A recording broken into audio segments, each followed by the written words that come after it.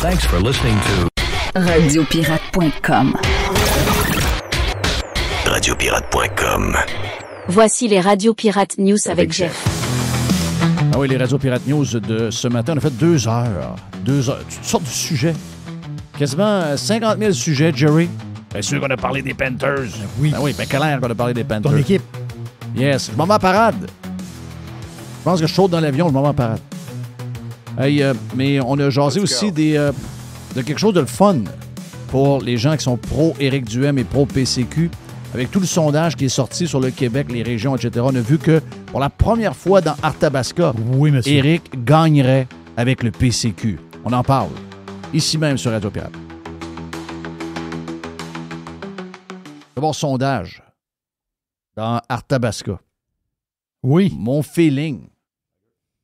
Mais Éric Duhem a mis un message. Est-ce qu'il y a mis un message? Oui. Qu'est-ce qu'il a mis comme message? Je te l'ai mis dans le channel.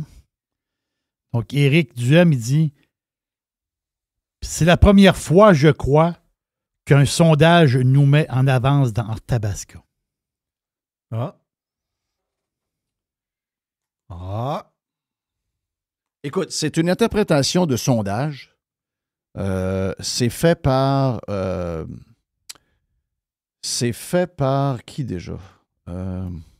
OK, ça, je viens de le voir. OK, je viens de voir que tu m'as mis ça. C'est fait par Real... Tu sais, le gars là, avec la photo de Jean Charest avec le chapeau de cowboy. J'ai jamais su si je devais donner de la crédibilité à cette patente-là. Mais si je me fie à Jim Légaré, Jim dit qu'à la dernière élection, le gars qui gère cette patente-là, c'est lui qui a eu les résultats les plus proches de l'élection même. Donc, les prévisions et l'élection ont été quasiment pareilles. Donc, ce qu'on dit, c'est que le PCQ... J'aime ça parce que, tu sais, j'aime pas beaucoup quand on fait du surplace dans un sondage à 14 % puis qu'on se pète les bretelles parce qu'un parti descend puis que nous, on gagne un peu par défaut. Il y a encore beaucoup d'ouvrages à faire. Là. Je dis, c'est pas parce que la CAQ s'écrase que nous, on s'améliore. C'est le dernier sondage Palace qui est sorti. Hier ou avant-hier. Oui. Mais là, qui a été décortiqué. Ouais. C'est ce que je comprends. On est dans l'échantillonnage très, très petit, là, tu comprends? PCQ, près de 32 %. Donc, dans Arthabasca. Oui. On a le PQ à presque 27 %, donc 26,85 %. Moi, je pense que la CAQ est beaucoup trop élevée. Les gens qui font du pointage ont la CAQ beaucoup plus bas que ça. Mais d'après ce sondage-là, la CAQ serait à 22 %. Moi, ça, je pense que c'est beaucoup trop élevé. Le Parti libéral du Québec est à 10,4 et QS est à 7,3. Dans les sondages, en tant que tel, juste vous dire, donc, le sondage nous montre 31 % pour le Parti québécois, 26 % le Parti libéral, 15 % pour le Parti de la CAQ, 14 % pour... Tu sais, quand on y va, je pense que c'est 14,6 versus 14,3. Donc, ça donne 15-14 quand on arrondit. Et 12 % pour le parti. On vous en a parlé hier, puis on a jasé avec Joamel. Quand on regarde les région par région, c'est sûr que ceux qui retardent tout le monde, c'est la région de Montréal. OK? À cause des immigrants, à cause des anglophones, il y a quelque chose de... Tu sais, entre autres, le Parti libéral performe très bien. Puis, quelqu'un me disait hier, ouais, Chris, Jeff... tu dis que le Parti québécois n'est pas bon, le Parti libéral n'est pas bon, la CAQ n'est pas bonne, finalement. Oui, mais sérieusement, là. Est-ce que vous trouvez ça normal, vous autres, que le Parti libéral va nulle part depuis le départ du docteur, là? Kenny Rogers, qui était, comment s'appelait le docteur, qui était le Couillard. Le docteur Couillard. Ce parti-là ne va nulle part. Et là, du jour au lendemain, il passe de 14 à 26 % de même. Alors qu'il y a une course que personne n'a écoutée, qu'on avait une qualité de candidat anémique. Il y a plus... C'est devenu un parti de deuxième ordre. Ça n'a plus rien à voir avec le grand parti que le Parti libéral a déjà été, celui de Charest, celui de Bourassa, celui de Lesage. On n'a rien à voir avec ça, là. Donc, ça vous dit pas quelque chose, vous autres, de voir que au Québec, il y a des coups de même qui arrivent, là, que ça part de 14 à 26 % juste parce qu'il y a quelqu'un qui apparaît, puis on le regarde à la TV, puis on dit « Ah, ben, il a l'air pas pire. » Vous trouvez ça sérieux, vous autres? Ben, pas moi. OK? Puis, le Parti québécois, pensez-vous que le Parti québécois de PSPP, c'est quelque chose de sérieux?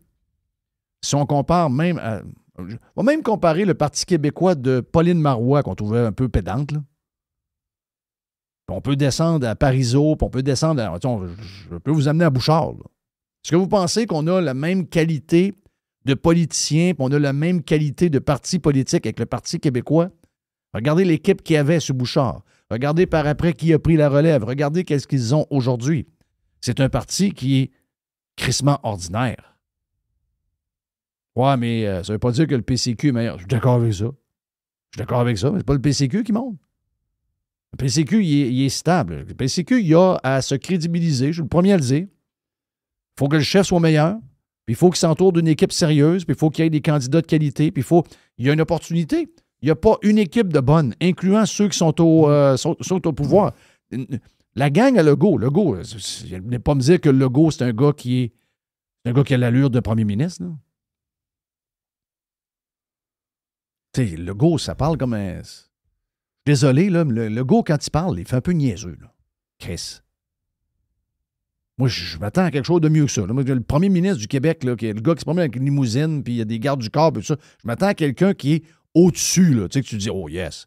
Bouchard, j'ai pas besoin de faire un pitch sur Bouchard, là. J'ai pas besoin de faire un pitch sur Jean Charest. Ah, Jean Charest, tu joues bien plus premier ministrable que tout ce qu'on a là en ce moment, là. Donc, oui. Puis, QS, voulez-vous que je vous parle de QS? QS, c'est un parti politique maintenant qui est un parti pro-charia, là. C'est un parti pro-Hamas. C'est un parti qui est centré sur une crise d'affaires, Gaza. C'est un parti qui est anti-Israël. Donc, il est anti-démocratie, puis il est anti-liberté. C'est un parti politique qui est devenu un parti extrémiste de gauche et maintenant pro-charia, pro-musulman. That's it. Donc, j'ai-tu besoin de faire un autre pitch sur ça? Ouais, puis ça peut pas être juste le Parti conservateur. J'ai jamais dit que c'était le Parti conservateur. Je vous dis juste que les gros, où est-ce qu'il y a des coups de sonde qui explosent, je trouve que les Québécois sont un peu weird. Sont un peu bizarres. Et on ciboire. Tu passes de 14 à 27 % pour le Parti libéral. C'est qui? C'est quoi qui est arrivé? Ben, C'est arrivé avec un gars avec une barbe. C'est ça, mais la fait, c'est 14 %. Ils ne peuvent pas descendre en bas de 14 %. Parce qu'il n'y aurait personne. Tu mettrais un tonneau de bois, puis il y aurait 14 %. Oui, mais je ne questionne pas le 14, je questionne le nouveau 26-27 qu'ils ont. Oui, mais ça, c'est l'arrivée du Père Noël. Ben là, franchement. Les 14 %. Ben oui, les 14 %. C'est niaiseux anastique, là. Je sais, mais 14 % il était où? C'est 21 sièges. La dernière élection, elle, de 2022, c'est le pire résultat du Parti libéral de leur histoire moderne. Je ne recule pas d'impatente en 1902. Là. Je te parle... L'histoire moderne du Parti libéral, c'est 21 sièges. Sont où les 21 sièges? Montréal. Oui. Bon. Fait qu'eux autres, Lille. à Montréal, ils ne voteront jamais autre chose que ça. Là. Ils ne l'ont jamais fait, puis ils ne le feront pas. Là. C'est pour ça qu'eux autres, ils partent avec une base. Ils ont déjà 21 sièges de rentrée. C'est le minimum qu'ils peuvent. Ils ne peuvent pas aller en bas de ça. Ils ne peuvent pas aller en bas de ça. C'est impossible. C'est beau calculer comme tu veux. Et là, il y a les autres, si tu pars de... je sais que tu es à 14 %, mais moindrement que... Ça veut dire que tu es deuxième dans certains comtés. Puis là, le Père Noël arrive. Là, tu tombes premier. Par groupe d'âge, c'est quand même surprenant. 18-34 ans, les plus jeunes qui votent. Le Parti québécois est en avance à 26. QS est deuxième à 21. Et QS a plus de... Donc, on a beaucoup de petits crises de communistes. Ouais. Bravo aux universités. On a 18-34 ans. Oh, mais la jeunesse. Moi, mais j'ai jamais été QS ou une patente de même, moi, quand j'avais 25 ans. D'où ça vient, ça? Ouais, mais c'est normal. Non, c'est pas normal. On le sait d'où ça vient. Mes filles ont 23 et 21 ans. Je peux vous dire une affaire, elles ne voteront jamais QS, ça. Les profs. Mes filles, quand ils voient du monde qui sentent la terre, ils savent que c'est une gang de communistes. Oh, mais là, il ne faut pas utiliser le terme communiste trop souvent, là. Tu sais, il faut expliquer ça, là. C'est quoi le système communiste? Le système communiste, on va vous dire, c'est quoi? C'est l'adoption hier de la loi sur la gestion de l'offre. Ça fait 6 ans que les bloquistes travaillent là-dessus. Et maintenant, le projet de loi a passé hier à Ottawa. Donc, ça, c'est une première, ça. Dans le monde, ça n'existe pas, ça, dans le monde entier. Là. Ah oui, le communisme, c'est le collectif, puis c'est enlever les classes sociales. Contrôle des prix. Contrôle des prix. C'est ça, le communisme. C'est ça. Là.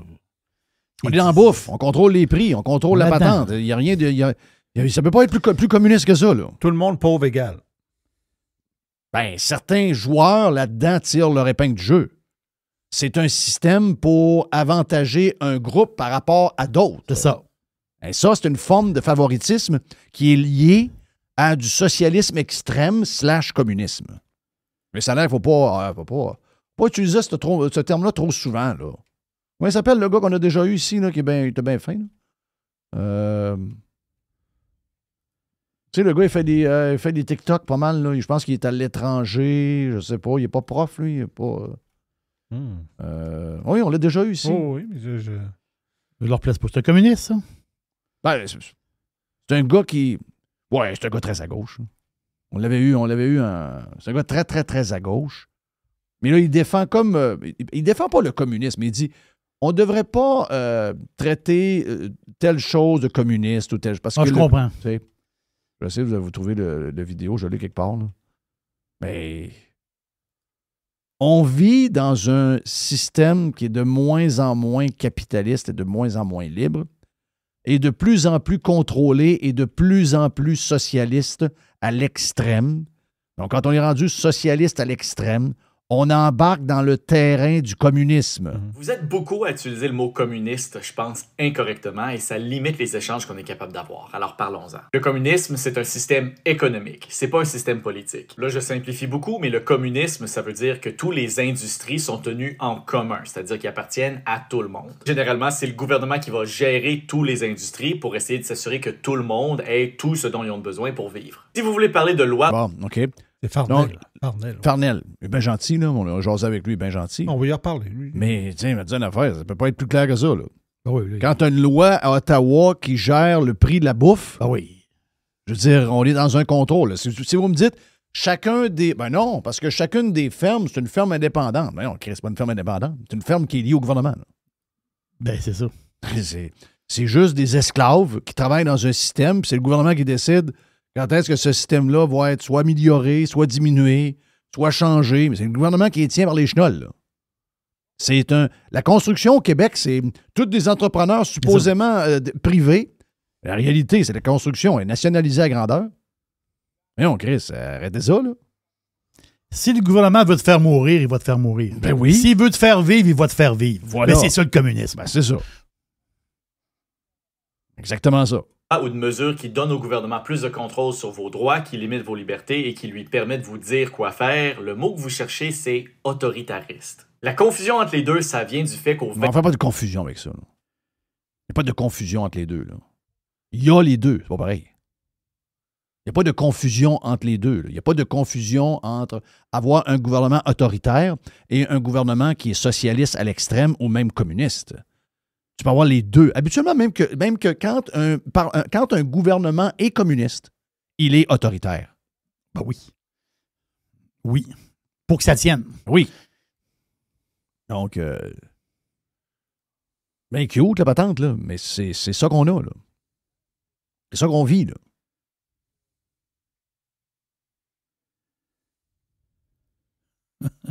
Donc là,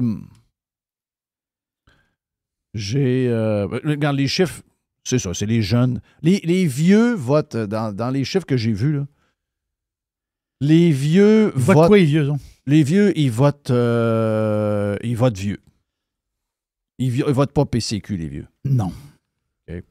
Les vieux, là, quand tu regardes le groupe d'âge, les vieux, je vais vous donner ça. Péquiste, libéral. 65 ans et plus. Ben, regarde.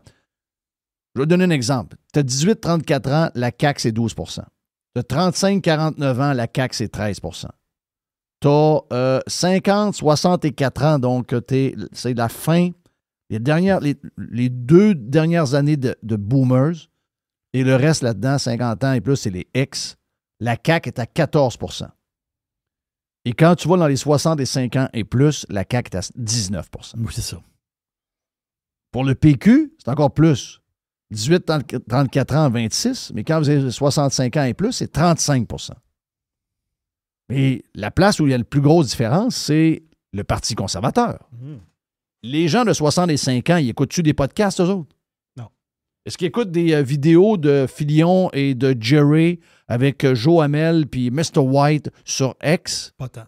OK. Mais il écoute, par exemple, un reportage sur les mouches. Mais ils écoutent un reportage sur les mouches à TV.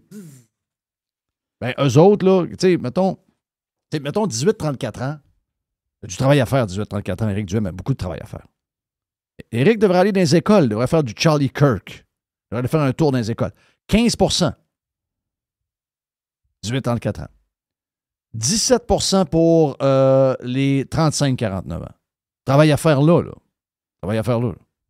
T'sais, le PQ, t'es à 33, t'es à 17. Marche pas, ça, là. 35-49 ans, des fois. OK, c'est tough, que c'est bizarre. 50-64 ans, c'est là où le Parti conservateur est le plus fort. Et de loin, 18 %. On est encore loin parce que le PQ a 33 %. Mais on est 4 % de plus qu'avec la CAQ. La CAQ a 14 %. Et quand vous allez voir le Parti conservateur du Québec avec les 65 ans et plus, il y a 7 %. Les vieux, c'est un problème. Les vieux, c'est un problème.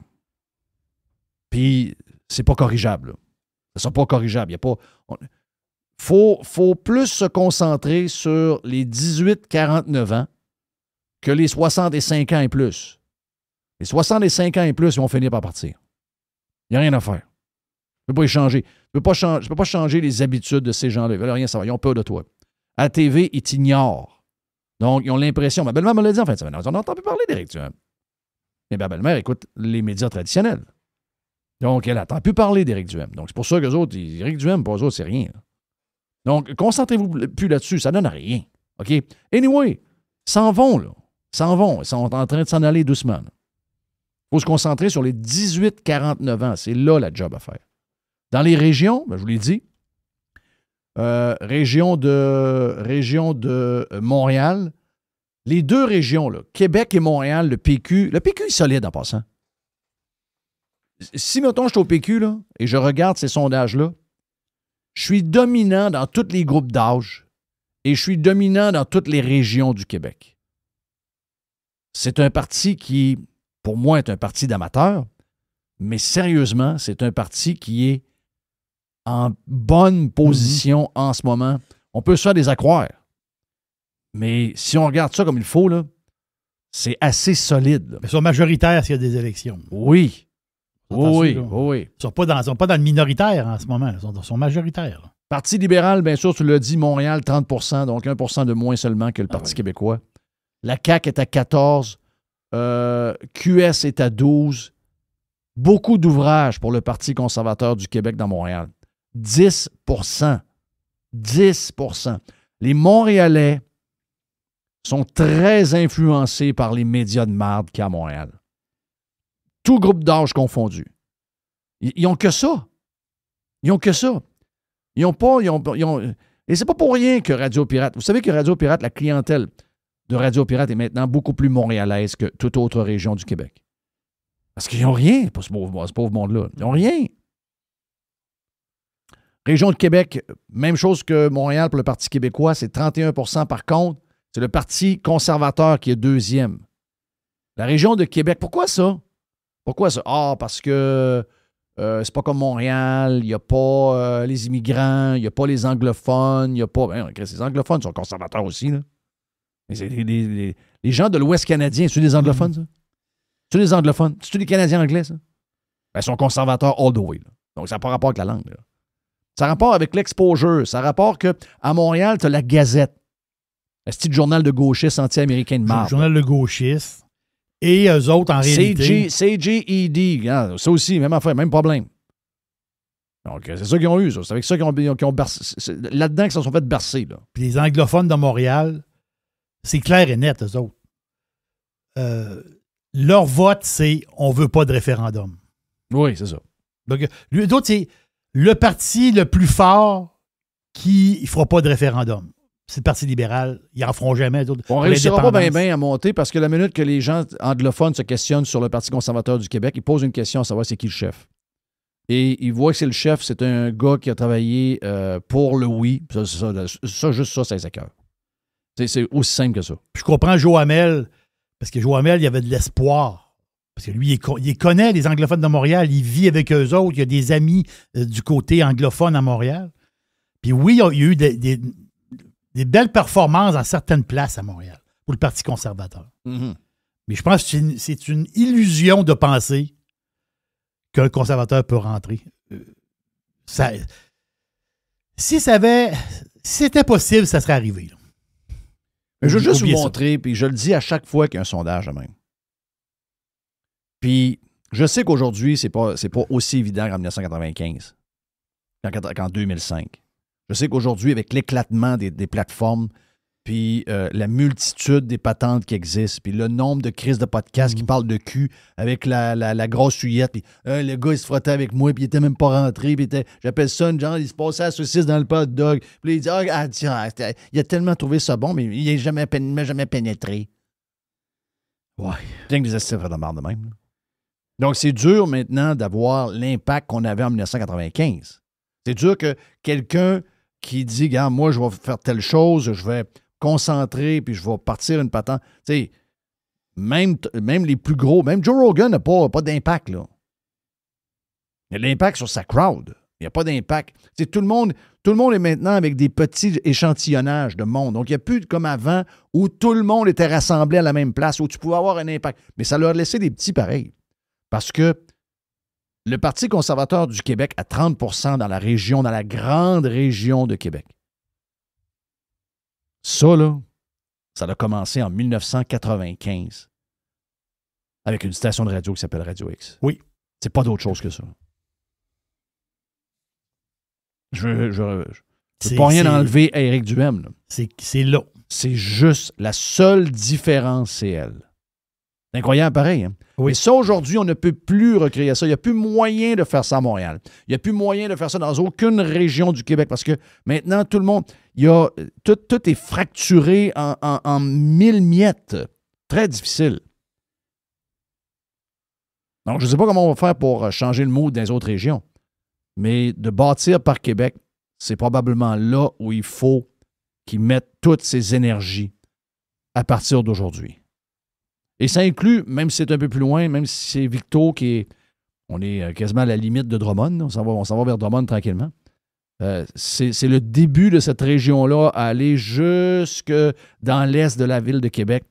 Puis je te dirais que, comme disait Joe hier, j'engloberais l'autre bord de la rive, j'irais jusqu'à Trois-Rivières. Je pense que le cœur de ce que Éric Duhem doit travailler, il est là. Le reste, va pas perdre ton temps à virailler en Abitibi. Va pas perdre ton temps à essayer d'avoir quelque chose sur l'île. Tu l'auras pas. Donc, à petits moyens, il faut frapper à la place où on peut aller gagner des choses. Puis c'est clair, là, ça ne peut pas être plus clair que ça. Donc, il y a un fond où on peut être très optimiste, mais on sait qu'il y a beaucoup de travail à faire. Mais concentrons-nous sur les choses qui sont prenables. Et ce qui est prenable, c'est tous les environs de la région de Québec.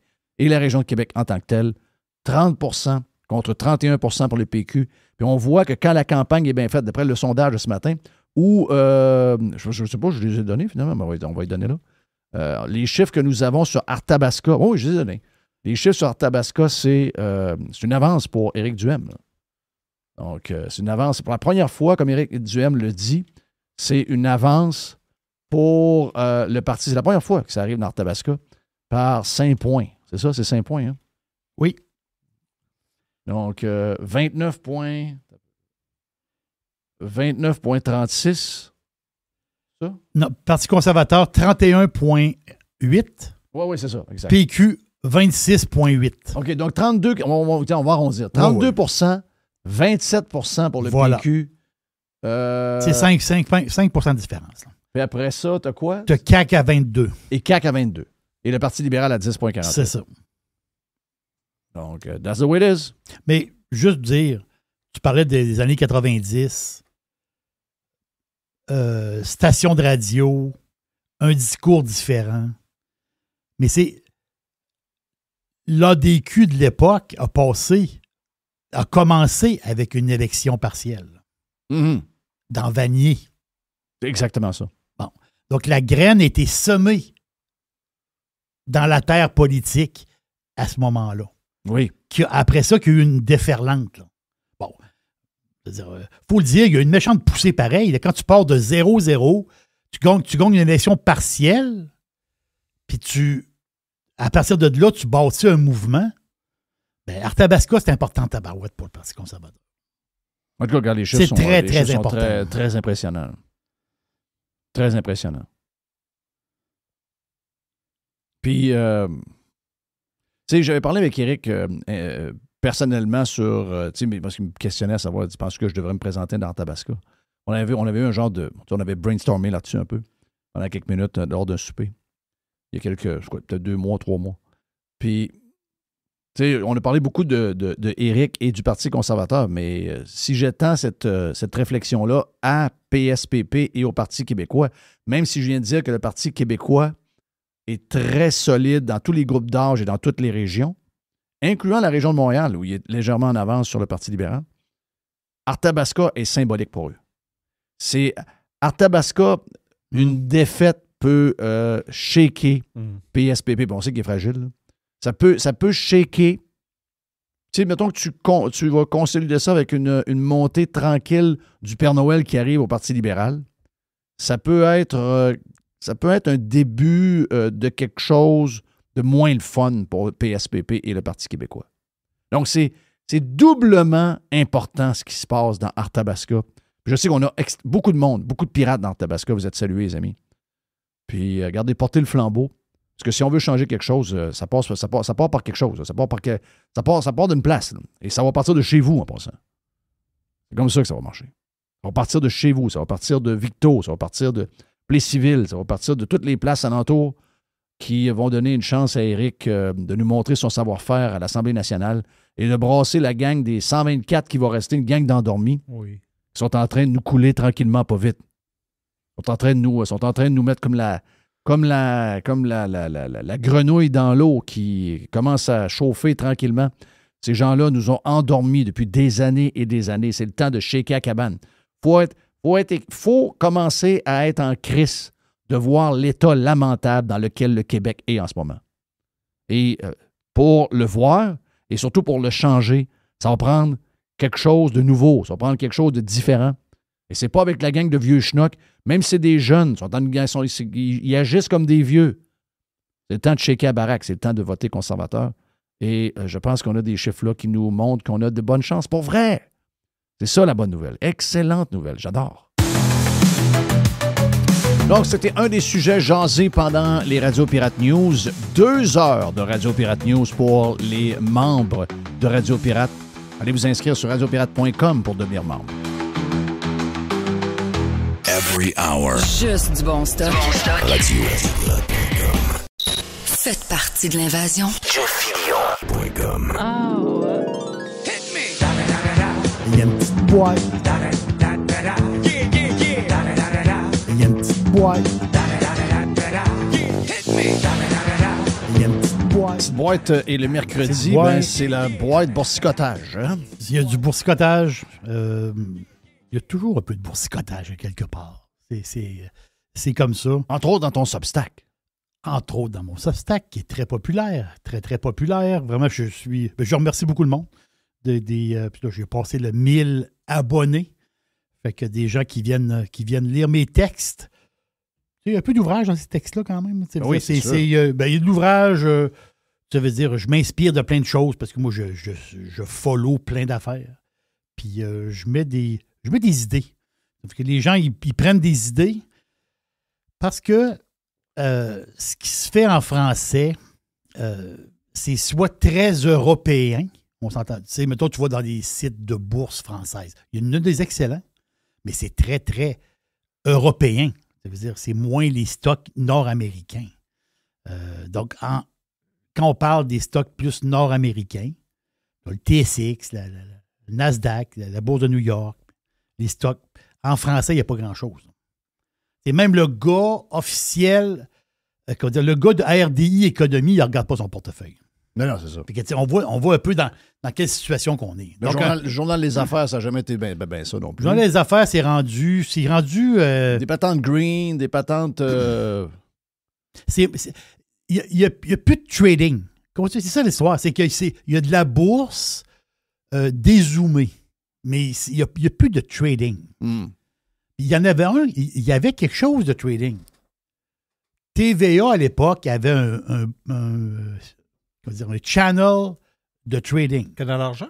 Le Canal Argent. C'est ça. Et le midi, mettons que c'était sur l'heure du midi, il y avait un gars, là, il y avait un Day Traders live à TV. Là. Pensez à ça. Là. Le gars donnait un méchant show. Là. Un vrai Day Trader live. Mais ça n'a pas duré parce que Janine et le pépère, eux autres, ils ne comprenaient pas c'est quoi cette patente-là. C'était pas leur crowd. Il y a pas la vraie crowd était sur le web. La crowd est ailleurs. Mais les textes, pour finir, les textes que je fais, c'est des... Je vais me lancer des fleurs. C'est des très bons textes. Puis ça donne des idées, tout simplement. C'est comme ça. Fait que c'est... pour ceux qui suivent un peu la bourse. Donc, on fait quoi? Jerry Boursicoteur? C'est quoi qu'on fait sur Substack? Substack, et tu vas sur... Exactement ça. Tu vas sur Jerry Boursicoteur, tu vas me trouver. Tu vas voir ma face. Et tu t'abonnes, c'est gratuit. Et il y a 50% de stock gratuit, 50% de stock payant. Mais tu peux très bien être gratuit, puis tu as plein d'infos, le fun, c'est bien, bien le fun. Ça fait un petit bout de temps qu'on n'a pas parlé de Bitcoin. D'après moi, dans mon cas, ça doit faire à peu près un mois qu'on n'a pas parlé de Bitcoin. Bitcoin, il est à quoi présentement? Là? Puis moi, je regarde jamais le Bitcoin en dollars canadiens. Moi, ça me dit... là, je vois, c'est quoi? 142 canadiens. Non. Bitcoin est en dollars US, c'est 140... excusez-moi, c'est 104 000 $ présentement. L'affaire, c'est que depuis... mettons, en juin, à date, dans le mois de juin, le Bitcoin est comme stabilisé. 102 000 à 110 000. On est là-dedans à peu près. Là. On se promène là-dedans. On va dire que ça va bien, parce qu'il y a eu un comeback. On l'a vu, le comeback là, de Bitcoin. Le Bitcoin, il est passé, pensez à ça, là, en début d'année, le Bitcoin a craché. Il est passé de 110 000 à 76 000. Ça a shaké la baraque, là. Mais quand on regardait le graphique, il est là, le boursicotage. Quand tu regardes le graphique, on voyait cette moyenne mobile-là, 200 jours, je répète, Jerry, t'es étonnant avec ton histoire. Non, ça fait partie du boursicotage. Si tu ne veux pas en entendre parler, boursicote pas, parce que c'est la base. Le boursicotage, c'est du fondamental, de l'analyse technique, un peu de flair à travers. Un peu de flair à travers ça. Là. Mais c'est ça le boursicotage. Le pur, le vrai boursicotage. Et quand ça a craché, le Bitcoin, de 110 000 à 76 000, il n'y avait pas trop de panique. Oui, il y a du monde qui ont paniqué, mais techniquement parlant, il n'y avait pas de panique. Pourquoi? Parce que la moyenne mobile 200 jours était haussière. Qu'est-ce qui s'est passé? Bitcoin y est remonté, soutenu par cette moyenne mobile 200 jours-là. Beaucoup de monde utilise l'analyse technique.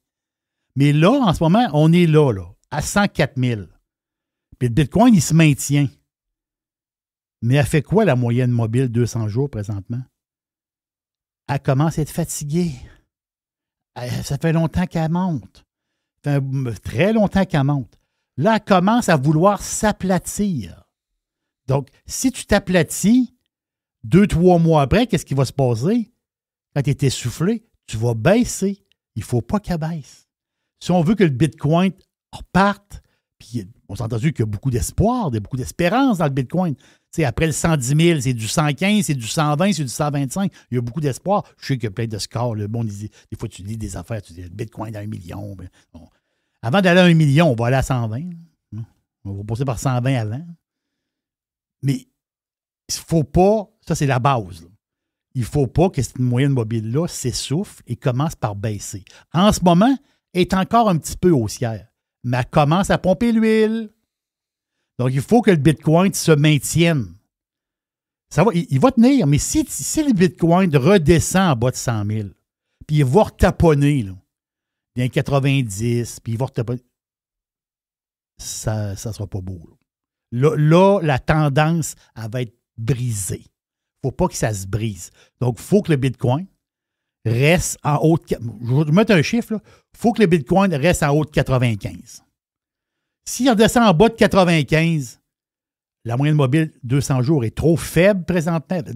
Pas faible, elle est trop essoufflée. J'ai peur que ça n'arrivera pas. Mais si ça arrive, j'ai peur qu'on parte sur sur un mouvement pour descendre les escaliers pour plusieurs années. Là. Puis c'est arrivé le Bitcoin. Là. C'était dole des fois sur des années. Là. Vraiment, là, c'est pas beau. Là. C'est pour ça qu'en ce moment, ça va. Mais il faut que ça tienne en haut de 95. Mais le best du best, ça serait quoi? C'est qu'il reparte, justement. 112, 115, 118. Oups, ça reparte pour un peu confirmer la continuité de cette hausse-là. Donc, Bitcoin, présentement, on est comme un peu, je peux dire un peu stable. Parce qu'il y a du monde qui dit, c'est-tu le temps d'acheter du Bitcoin ou des ETF de Bitcoin? Est-ce que c'est le temps présentement? Oui. Oui, parce que la moyenne mobile, 200 jours est haussière. Mais, il faut que ça tienne en haut de 95. Question de technique. Hey, le groupe Dynamite. C'est facile de le dire. Là. Le groupe Dynamite, le stock a explosé en bourse. Finalement. La Dynamite. Oui, finalement. Parce que quand ils sont entrés en bourse à l'automne dernier, pour moi, c'était un excellent play. Okay? J'y croyais. Moi, j'en ai acheté un petit peu. Pas beaucoup. J'en ai acheté un petit peu parce qu'à ce moment-là, j'avais un petit peu de cash de lousse, de battant. Là, moi, j'ai été échaudé. Là. Mais je ne suis pas parti. J'en ai acheté un petit peu parce que, bon, mais c'était pas du day trading. Moi, j'y allais pour vraiment le moyen, le long terme. On dit souvent de même. Quand tu es pris dans une cage au homard, tu dis toujours, moi, c'est pour le long terme. On dit toujours ça. Hein? Je suis pogné. Oui, c'est pour le long terme. Quand je les ai achetés, je voulais faire une pause pendant un mois, mais ton idée a changé. Mais l'affaire, c'est que le groupe Dynamite, l'explosion, c'est en bourse hier, c'est quoi, 19 % de hausse. Il a fini à 19,60. Présentement, il est à 21. Il est en haut de 21 piastres. Là, il prend un autre 8 7,5, 8 présentement, une pièce et demie. Boum! Donc, je répète mon histoire. IPO, il rentre en bourse. Belle compagnie québécoise, canadienne. Très belle compagnie. IPO, on rentre en bourse dans le coin de 20 piastres. Mais c'était une bulle. La bulle a pété en partant. Dans les premières semaines, la bulle a pété. Pas juste ça. La bourse n'a pas été tellement bien pendant l'hiver. Donc, le stock, tranquillement, pas vite, il y a du monde qui ont déchanté. Puis, ils ont décidé de sacrer le camp à perte. Il n'y a pas une gang, ils ont fait de l'argent là-dedans. Là. Le stock est descendu à 10 piastres en avril. Là. Moi, j'étais dedans à l'IPO, mais il y a du monde qui l'ont acheté à 10, 12 piastres. Là. Il y en a plein de monde qui l'ont acheté 12, 13. En descendant, il y a du monde qui l'ont acheté. Là, en ce moment, eux autres, ils rigolent pas à peu près. Hey, le chiffre d'affaires, plus 8 % le dernier trimestre. Le profit par action, 20 % Non, c'est pas au-delà des attentes. C'est 100 fois au-delà des attentes. C'est vraiment wow! Le gros succès du groupe Dynamite, de gros succès, c'est, la clientèle. C'est qui la clientèle? Les filles. OK? Je vais refaire ma blague plate. J'ai toujours une joke plate. Mais la joke plate, c'est comme un adage. Un adage que moi, j'ai inventé. C'est toujours faire confiance aux filles et à leur carte de crédit. C'est une joke, là. Mais des fois, c'est un adage qui a un peu de vrai dedans. Parce que c'est qui pense à la mode? Les gars, oui, il y a un peu de gars qui regardent la mode, là, ou les tendances, mais pas grand monde. Pas grand gars. Là. Mais as-tu vu les joueurs pas les joueurs, mais les pilotes de F1? Ils ont tous des habits trop grands. Là. Ils créent la mode. Non, mais on s'en va là. les habits fit, là, ça achève, là. Hey, ça, là. Ça achève. Je sais que Joe Hamel, qui est toujours très bien habillé. Joe, c'est un gars qui fait attention. Là. Mais Joe, il n'aime pas ça. Si t'as des habits trop larges, mets-toi en jeans avec un hoodie, là. Oui, oui, c'est ça. Ah, c'est pas ça, pas tout. Ce que je trouvais que ça avait de l'air, c'était ils ont tous l'air des ex-gros. Oui. Mm. Ouais, c'est la mode, mais... C'est la mode qui revient. Les modes, s'en vient. les modes sont pas toujours hot, là. Non, mais je veux pas dire que c'est ça. Mais je veux pas dire que c'est hot. Je te dis que c'est ça que ça. Parce que la face, c'est quand tu vas être habillé fit, tu vas avoir l'air d'un cave. Et c'est ça que je veux dire. La mode, c'est le même. La mode, c'est quand t'es pas en mode, t'es un cave. La mode, ça veut dire ça, là. Puis surtout, les gars, des fois, c'est moins pire. Le gars, tu dis, le gars, il est pas en mode, mais il est drôle. Mais chez les filles, c'est pas de même. Chez les filles, quand t'es pas trop en mode, ça fit pas trop, là. Ben oui. Tu peux pas avoir la taille en dessous des seins pendant que la mode est la taille basse. Ça marche pas. Et quand la taille est en haut, tu peux pas avoir la taille en bas. Oui, abadan. Il y a ça la taille empire. La taille empire, c'est quoi? La taille empire, c'est les robes que les femmes portaient au début des années 1800. Donc, la taille n'est pas au niveau de la taille est plus haute. C'est ça, la taille empire. En ce moment, on est dans la période de la taille empire. Ça va partir. Là. Mais c'est venu, ça repart. C'est ça la mode. Mais par rapport au groupe Dynamite, parce que tu es un magasin de linge, tu vends du linge. Faut que tu vois ça coche. 60% du stock, OK, peut être renouvelé. Puis 60%, c'est plus que la. C'est 60%. Là. Tu rentres une Dynamite, tu regardes un magasin. Là. 60% de tout ce que tu vois là, peut être renouvelé en dedans de 8 semaines. Ça veut dire quoi? Ça veut dire que si la tendance... Les autres sont là-dessus, sont à coche. Là. Si la tendance tasse un petit peu d'un bord ou un petit peu de l'autre, inquiète-toi pas, la nouvelle tendance, exemple, mettons, la paire de culottes, le chemisier, le gilet, les couleurs, il y a plein de petits détails que les filles connaissent puis que les gars connaissent pas. Là. Mais il y a plein de petits détails comme ça qui est vendeur chez les... Quand la fille elle rentre dans un magasin, bien, le magasin il est toujours à la page. Ça y fait énormément. Ils sont capables de se revirer de bord rapidement. C'est la grande force. Moi, c'est pour ça que j'ai acheté les actions l'automne passé. J'ai mangé mon pain noir, là, mais je ne vais pas acheter beaucoup. Là. C'est juste un petit bout. Mais quand même, en ce moment, je fais de l'argent avec. Là. En ce moment, je fais de l'argent. Tu avais quand même 21 piastres là, à la seconde où on se parle. Mais justement, les résultats financiers sont pas. C'est-à-dire, sont pas. C'est pas un hasard. Il n'y a pas d'hasard. C'est sûr qu'il faut que ça prend du monde avec une carte de crédit qui passe. Ça veut dire qu'il faut que ça prenne de l'argent. Mais quand même, leur produit est quand même. Il appelle ça du luxe abordable. C'est pour moi qu'il le dit, c'est le grand boss. Oui, il dit, nous autres, on vend du luxe abordable. Puis moi, j'aime ça. Et aussi le stock chinois en magasin. Avant ça, d'autres, à peu près 75% du stock, c'est du stock chinois. À ce temps, c'est 35%. Donc, ils ont d'autres, ils s'approvisionnent ailleurs. Et puis je n'avais parlé l'automne dernier, ouverture de magasins aux États-Unis. Ça, c'est très intéressant. Donc, c'est un nouveau brand qui arrive aux États-Unis. Et la compagnie l'a annoncé là.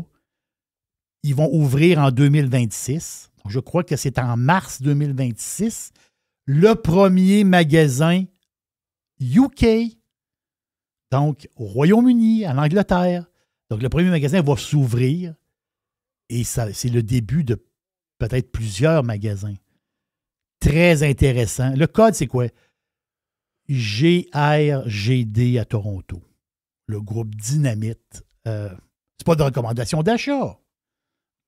Mais moi, je t'ai embarqué au début. On y va, patente. J'ai mangé mon pain noir, puis en ce moment, ça va bien. Mais ceux qui ont acheté à 12, 10, 12, 13, 14, 15 piastres, en ce moment, ils dansent. Puis si j'avais un conseil pour eux autres, puis on ne fait pas de recommandation. J'avais un conseil, tu l'as acheté à 12 puis il vaut 21. Là. OK? Close la patente. Reprends ton cash. Puis reprends ton capital investi, puis ton profit, garde-le en action. Puis ce profit-là, garde-le très longtemps. Parce qu'on a peut-être un très très bon winner. Et le cash que tu as, ben, tu peux aller fouiner ailleurs. C'est ça, boursicoter. Il faut être un peu dynamique dans la patente. Hier, non, très dur coup pour les titres d'énergie solaire aux États-Unis. Non, c'est un coup de batte de baseball, là, pas à peu près. Là. Non, c'est... Puis là-dedans, tu as des entreprises, des très, très belles entreprises, là. Des compagnies. Tu sais, les panneaux solaires, oui, tu as les champs de panneaux solaires, là, mais une grosse business, tu as le commercial, tu as l'industriel et tu as le résidentiel. Puis là, la décision qui c'est, parce que c'est l'administration Trump, OK? Mais en ce moment, c'est pas... C'est dans l'espèce de l'espèce de New Deal là, que Trump... l'espèce de ce qu'ils veulent faire. Là. Mais ils veulent enlever les crédits d'impôt. C'était annoncé. C'est avant hier. Dans ce coin-là. Mais si tu enlèves les crédits d'impôt, bien, ça enlève de l'argent, autrement dit, aux consommateurs. Donc, les gens avaient du cash pour subvention, pour installer des panneaux solaires sur le toit de leur maison. Puis de plus en plus, c'est une grosse business, là. Donc, les grosses compagnies, Sunrun, RUN, moins 40%. Au Home Depot, là, oui. t'as du monde qui circule dans quasiment toutes les allées pour te... Vendre du solaire. Pour une visite d'un ingénieur pour te faire un pitch sur Oui. une patente solaire qui va coûter rien. Avant, là, il fallait que tu sois citoyen américain puis payer des impôts. C'est un genre de crédit d'impôt. Oui. Là, maintenant, il y a des subventions directes. Donc, même moi, qui n'ai pas américain, je me suis fait faire une offre où je pourrais avoir des panneaux. Moi, je vais avoir des panneaux avec une batterie, tant qu'à en avoir. Exactement. Puis, dans la patente, là, avec le calcul, là, ça me revenait à zéro. Comprends-tu? Donc, je n'avais pas d'investissement à faire. Juste mon compte d'électricité, combien je paye, combien je vais payer par après. En fonction de l'investissement qui est fait par la compagnie, ça arrive dans kiff. Oui. Tu comprends? Donc, les offres étaient très alléchantes. Mais ça, c'est en train de disparaître? Oui, c'est en train de disparaître. Oh! Là, donc, ça va coûter de l'argent. Mais l'affaire, c'est que il y a deux mentalités présentement. Là, OK, là. Ben, les textes que j'ai lus hier soir, j'ai lu pas mal là-dessus hier soir, là, en écoutant le hockey. Enfin, il y a des analystes qui disent, parce que là, on s'entend-tu qu'il y a des compagnies, Sunrun, Solar Edge, Enphase, First Solar. First Solar, c'est immense, c'est gros, là. FSLR. Des baisses de 40, 33, 20%. Des crashs, là. Pourquoi? Ben, ne veut pas, c'est ça. C'est qu'ils vont enlever... La date, je pense, c'est 2028. Il n'y aura plus de subvention. C'est 2027-2028, pas de même. Mais les analystes, ils disent, oui, mais déjà, ces systèmes-là, même s'il n'y a plus de subvention, les systèmes sont rendus tellement efficaces que ça vaut la peine, pareil, d'investir. Je ne sais pas si tu comprends. Le client, il va avoir... ça vaut la peine pour le client de le faire. De faire le move. Donc, il y a deux mentalités. Les analystes qui disent « Ah non, le marché est cassé, puis ça va être fini. » Le marché va se casser en 2027-2028, puis la business, elle va exister, la business, mais la business va être beaucoup plus faible. Les autres analystes disent « Non, paniquez pas avec ça. La clientèle, vu que les compagnies vont s'ajuster, puis le bénéfice de tout ça va être encore très bon. Donc, ça va valoir la peine pour le client d'y investir. Deux mentalités présentement. Mais si tu prends la deuxième mentalité, je m'excuse, là, du First Solar à moins 20%, là, on peut pas faire de recommandations d'achat. Mais moi, je te dis que c'est un in pas à peu près. Là. Du Sunrun à moins 40, ça peut être un excellent play. Mais on va voir, parce que je pense que ta patente, il faut qu'elle passe au Sénat. C'est pas passé encore. Là. Mais hier, ça a shaké le marché en au plus, complet. mettons que ça passe pas. Si ça passe pas, ça boum. Ça repart par en haut. Ben oui. Donc, on s'entend-tu, là? Donc, Sunrun. En passant, le gouvernement fédéral vient d'annoncer il y a quelques minutes qu'il y a des chances que la subvention sur les voitures électriques revienne. Ils n'ont pas une scène, là. Ils n'ont pas d'argent, mais ils sont all-in dans l'histoire. All-in, oui. Il faut qu'ils justifient leur patente. Ben oui. Parce qu'ils voient que il n'y a plus rien qui marche. Donc, quand tu as un marché où tu as besoin que le gouvernement intervienne pour qu'il se passe quelque chose, tu n'as pas de marché. Ouais, c'est pas compliqué. Là. Je te parlais, on parlait justement de qu'est-ce qui se passe, Iran, Israël, puis tout ça. Puis le fameux stock qui est... Je ne sais pas, Jeff, où ça s'en va. Je ne sais pas du tout. Là. OK? Si je vous dis que là, cette compagnie-là, qui est une très grosse compagnie, c'est 20 000 employés. Là. 20 000 employés. C'est beaucoup de monde. Haute technologie. Très haute technologie. Drones, armements, fusées, véhicules blindés, systèmes de surveillance. Grosse compagnie qui fournit l'État d'Israël. Et cette compagnie-là est israélienne. Basée à Haïfa. Israël. 7 milliards, plus de 7 milliards de revenus. Ultra low float. C'est quoi ultra low float? Sur le marché, pensez à ça 2 secondes. Là. Sur le marché, il y a 25 millions d'actions sur le marché. Pour une compagnie au-dessus de 7 milliards de revenus. Wow! C'est rare qu'on voit ça. Là. C'est ça. Ça, là, j'ai pas vu ça souvent. Là. Mais le stock peut bien rouler. Ben, ça valait 180$ en juin 2024. Il est à 453$. C'est 250$, 250% d'augmentation en un an. 250%. Elbit System. E-L-B-I-T. Elbit System. Le code ESLT. C'était fondé des années 60. C'est une compagnie assez ancienne. Mais eux autres sont dans l'armement à grandeur. Les autres, ils fournissent le gouvernement à grandeur. Mais je ne sais pas où ce que ça peut aller. L'Israël est en guerre. Israël, ils n'ont-tu besoin du stock, eux autres? Ils n'achètent-tu du stock? Eux autres, ils achètent. Écoute, s'ils veulent vivre, il faut qu'ils achètent du stock. Puis en ce moment, ben, ils ne veulent pas le stock qui s'en sert. Il y a beaucoup de paf-paf. Il y a beaucoup de ci, il y a beaucoup de ça. Ils ont-tu besoin de stock? Le stock, Jeff, explose. Faisons de parler. Mais je ne sais pas où ce que ça va arrêter. J'en ai aucune idée. Puis en plus, il n'y a pas de float. Il n'y a pas d'action sur le marché. Il y a très peu d'action. C'est un stock. La guerre, c'est une très belle business. Non. Ça, tu peux pas avoir plus. Ça, c'est l'image de la guerre. Elbit System, là, c'est l'image de la guerre. Fournisseur de produits de haute technologie pour l'armée israélienne. Direct. Alors, les autres, là, les contrats, ça rentre d'un bord puis de l'autre. Là. Money is no object. Boum, boum, boum, boum. C'est des compagnies de drones, des patentes de même. Là, les autres sont dans les drones, ils sont dans tout. Là. Faut-tu tuer du monde? Il lève la main et dit, nous autres, on a quelque chose pour tuer du monde. Non, les autres, ils ont tout. Là. Système de surveillance aussi, les systèmes de télécommunication, les véhicules blindés, les fusées, les drones, les ci, les ça. Ils ont tout. Là. Quoi tu veux? On l'a. Elbit System. Je sais pas le stock. Je sais pas, Jeff, où est-ce que le stock s'en va. J'en ai aucune idée. Si ça se règle, là, Iran, Israël, le stock peut planter. Peut planter. Mais en ce moment, là, au moment où on se parle, parce qu'à chaque fois qu'il a cassé un petit peu sur le graphique, à un moment donné, il casse un petit peu. Il casse. Gagé pour la guerre, tu perds pas souvent. Lui, il n'a pas cassé. Lui, il a cassé plusieurs fois. Des petites descentes. Mais après ça, c'est boum. Après ça, une petite descente. Boum encore. Les bombes, bang, bang, bang. ESLT, Nasdaq, Elbit System. J'ai aucune idée où ça s'en va. Mais eux autres, là, sont dans... Ils disent aérospatial et défense.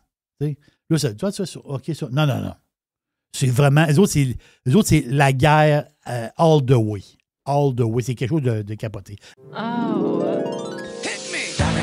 Voilà pour le boursicotage avec Jerry. On a plus de boursicotage, pas mal, dans la version Prime de Radio Pirate. Il y a une petite boîte. Every hour. Juste du bon stuff. Radio. I love it. Radiopirate.com. Radio Pirate. Hey, on est avec Fred Têtu cette semaine. Fred est venu faire un tour. On a jasé, Jerry, 1h30 de toutes sortes de sujets. Fred est spectaculaire, on va se le dire. Et on a parlé à la fin le genre de bilan de la campagne électorale de Poilievre qui a perdu face à Carney, parce qu'on a pogné Carney pour 4 ans. Là. Et il y a une raison pour ça. Donc, on en parle avec Fred, tiens, qui a été, comme je disais, spectaculaire sur la version Prime.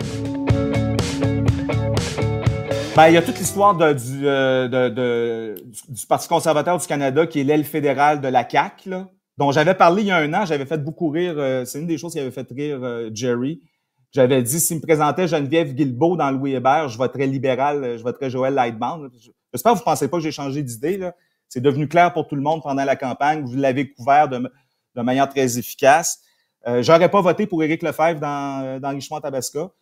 C'est pour ceux qui veulent comprendre. Moi, j'avais commencé à décrocher en 2023, à l'été, quand il y a eu un mouvement, entre autres avec des immigrants, des enfants de l'immigration, des musulmans, des pères de famille, des femmes de famille qui protestaient au Canada contre le wokisme dans les écoles. Puis Poilievre s'est tenu loin de ça. Il y avait eu la 1 Million Men March, là. Il y avait un mouvement. Et j'ai commencé à décrocher à ce moment-là. Et j'ai commencé à voir que son discours, je le trouvais simpliste, superficiel. J'avais suivi de très proche. Je me suis allé assister à ses discours pendant la campagne à la chefferie en 2022. Quand je suis allé voir la dernière fois que je suis allé voir un de ses discours en janvier 2024 à Beauport, il disait les mêmes crises d'affaires, là. À un moment donné, quand tu es à 20% d'un sondage, c'est le temps d'aller te chercher un mandat national. Le Canada, c'est un pays de l'OTAN, c'est un pays de G7, c'est un pays qui a déjà joué des rôles importants sur la scène internationale. C'est quoi le Canada? Quelle est son identité? Quelles sont ses aspirations? Puis comment ça fonctionne sur le plan constitutionnel? Il a zippé la bouche. Les questions de la guerre culturelle, il voulait pas en parler, mais qui mange la marde. Puis s'il avait parlé des choses que je viens de mentionner, dont il parlait pas, quand il est arrivé en janvier... Puis beaucoup de calculs, beaucoup de... Oh, mais il a mal calculé. Parce que là, il est arrivé les mains vides, son discours était inadapté. Oui, mais complètement déstabilisé par le fait que Trudeau est parti, complètement déstabilisé par le fait que la bourse du carbone a été enlevée, etc., etc. Parce qu'il était dans le superficiel puis le simpliste. Je suis d'accord avec ça. D'ailleurs, j'ai entendu certaines de tes analyses en début de campagne, quand tu as dit si c'est si facile pour Carney de voler les idées à Poilievre, c'est peut-être parce qu'il va pas assez loin dans ses idées. Je me souviens que tu as dit ça en début de campagne. Oui, c'est ce que j'ai dit. J'étais à 100%, 110% d'accord avec toi. C'est pour ça que là, il s'est mis à dire Canada First, Canada First. Qu'il fallait que tu le dises il y a 2 ans, Canada First, que tu l'articules puis que tu le répètes. Oui. Oui, parce qu'on a eu le slogan, mais on n'a pas eu le fond. C'était quoi le Canada First? C'est quoi que. Puis Trump a ouvert toute la fenêtre pour exposer qui il était. Et il a eu peur, il s'est sauvé de la fenêtre. En passant, tiens, une anecdote sur Poilievre. Il a été invité, il y a eu un événement Rumble, je pense au mois de novembre ou décembre, à Toronto. Rumble, c'est la chaîne canadienne qui est le concurrent de YouTube plus conservatrice, c'est ça? Ben, Rumble, je pense que c'était un gala de lutte. Ah, OK. C'est un gala Rumble. Tu parlais de la chaîne de vidéo. OK, tu parles de lutte. Il y avait un gala de lutte à Toronto, après l'élection de Trump, là, donc autour de novembre, début décembre. Là, il est allé, là. Ah oui, c'est la place qui est allée. Ouais. Puis Jared Kutcher, est-ce que c'est le nom d'un de ses fils, Jared Kutcher? Jared Kutcher, c'est le gendre à Trump.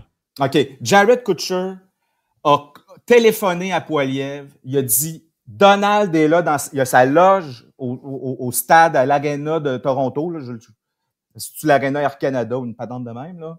Rogers, je ne sais trop. Il a dit on a notre suite, tout son entourage est là, la famille est là. On aimerait ça te rencontrer et faire connaissance avec toi. Et Poilievre, le cave, a refusé d'aller le rencontrer en privé de manière anonyme, lui et son entourage. Quel idiot! Il n'a pas été à Rogan non plus.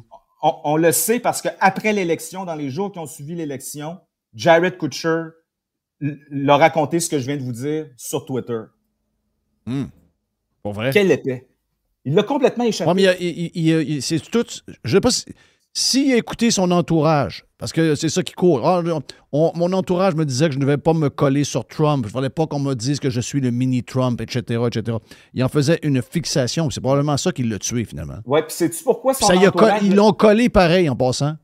Puis son entourage, là, il faut se le dire, c'est sa femme. Ça, c'est très malsain.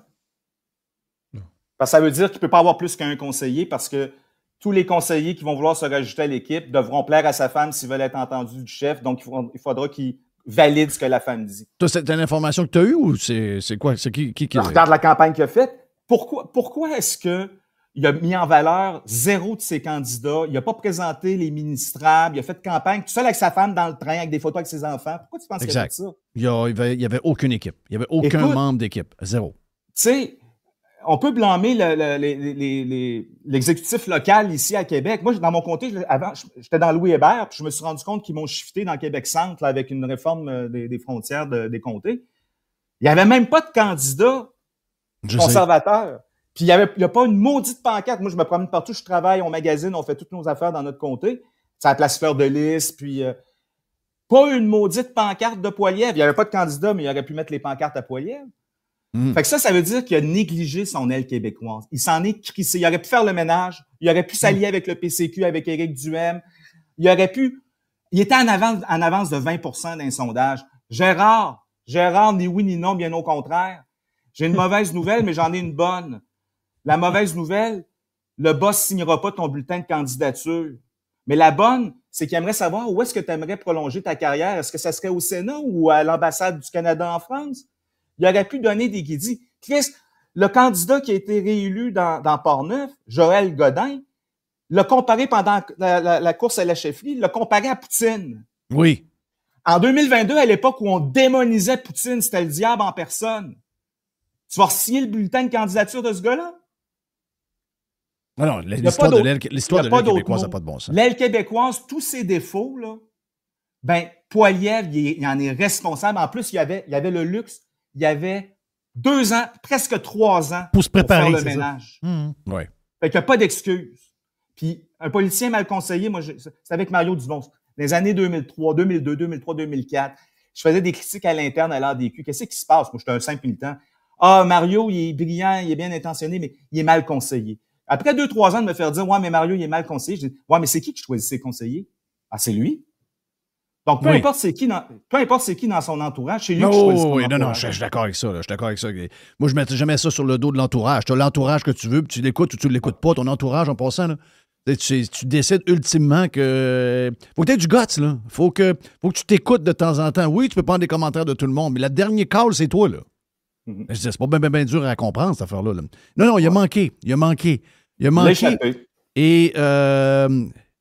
plus je regarde Carney en plus je me dis, Christophe, il a perdu contre un faible. Vraiment un faible. Je comprends l'histoire que les gens avaient peur, puis ils ont perdu la tête parce qu'il est arrivé une histoire avec Trump, puis que là, tout le monde est devenu émotif, puis qu'ils ont vu un gars avec un CV, puis il s'est comme charmé. Puis je sais un pas faible. Moi, ma théorie, à force de voir aller les politiciens européens, moi, je pense qu'il est exactement de cette sorte-là. Ah, il est pareil. Donc, faible d'un côté, mais tu sais, les faibles insécures en position de pouvoir peuvent être très dictateurs, très répressifs dans leur usage du pouvoir.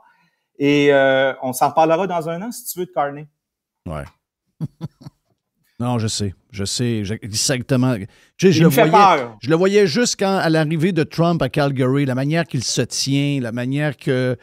tu sais, au moins, Trudeau, là, il était...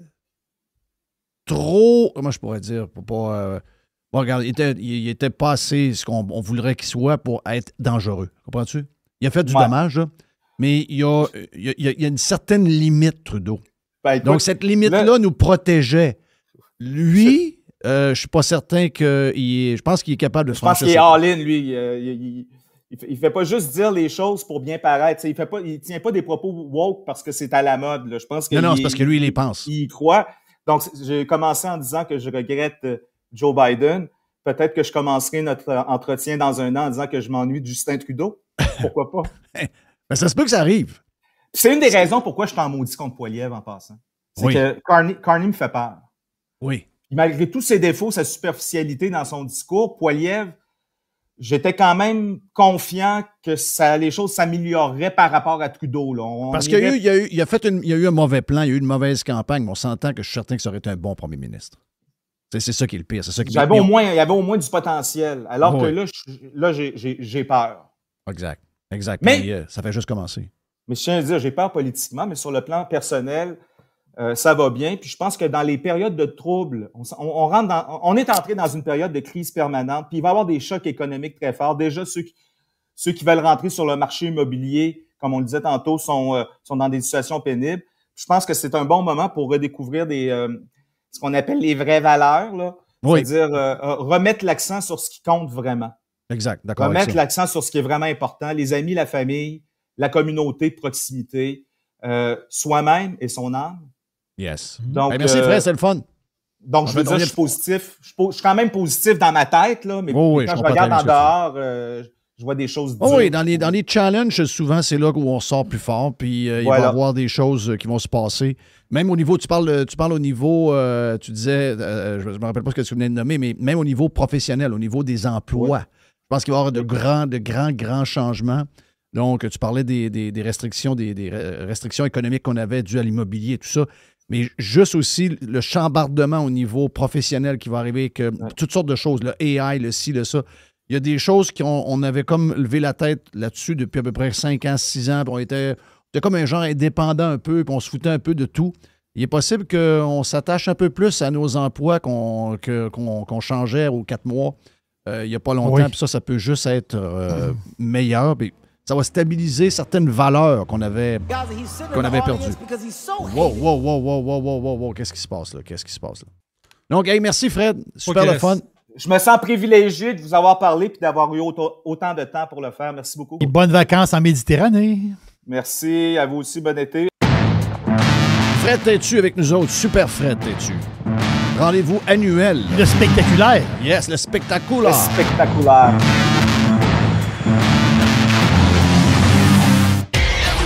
Thanks for listening to Radiopirate.com. Radiopirate.com.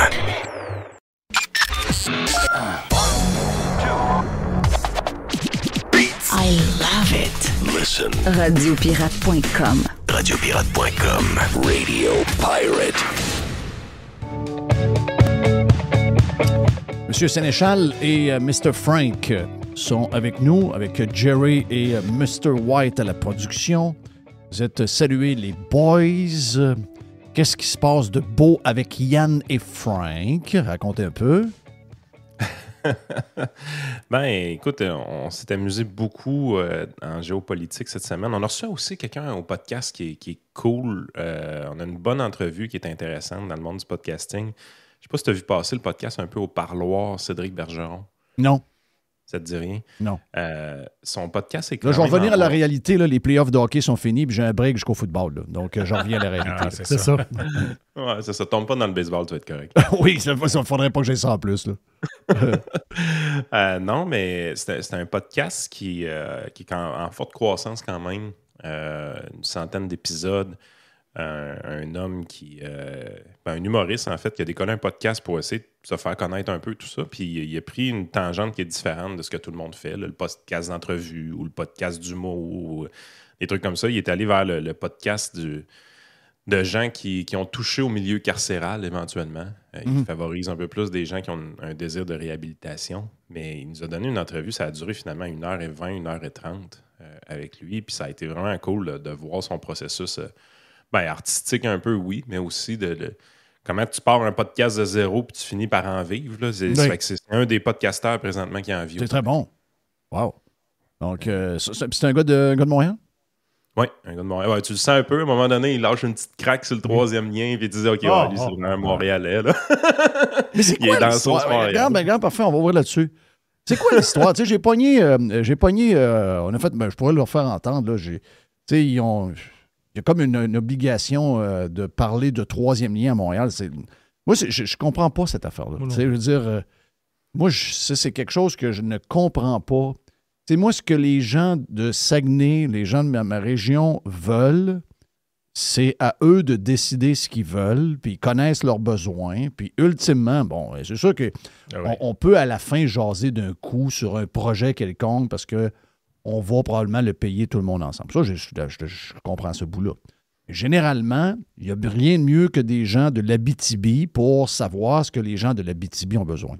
Puis, moi, je me suis pas mêlé ben de l'histoire du REM à Montréal. Même je trouvais que la patente était saucée un peu avec des gens qui n'avaient jamais bâti ça de leur vie, puis qu'on s'en allait avec de l'argent d'un fonds de pension, puis qu'on allait vouloir rentabiliser ça, puis qu'il y avait un gouvernement qui allait combler le déficit si jamais le nombre d'usagers n'était pas là.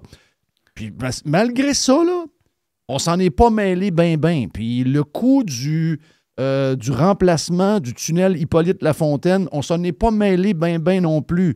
Mais les Montréalais, surtout, pas les Montréalais, mais les gens qui sont dans le milieu médiatique, artistique, politique, sentent le besoin de décider de tous les projets qu'il y a à travers le Québec.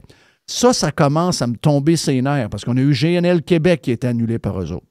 Puis aujourd'hui, quand on regarde les contrats qui sont négociés à travers le monde, surtout les Américains qui ont ramassé ce marché-là, si on était rendu à finaliser le projet, là, bien, on aurait des clients, puis on aurait de la business, puis on aurait des affaires. Ouais. Mais c'est eux autres qui collent les shots tout le temps. Là, on a demandé à Pablo, là, il a fallu demander à Pablo. Ouais, Pablo, là, c'est Patrick Lagacé là, qui lui pose la question. Il faut que tu parles du troisième lien. Là, Pablo, lui, pour être sûr de ne pas être élu à Québec, il dit, pour faire plaisir aux médias de Montréal, non, il n'y aura jamais de troisième lien. Puis si j'arrive, puis c'est commencé, je l'arrête. Il ne connaît même pas la situation de la ville de Tu sais, Québec. je veux dire, come on.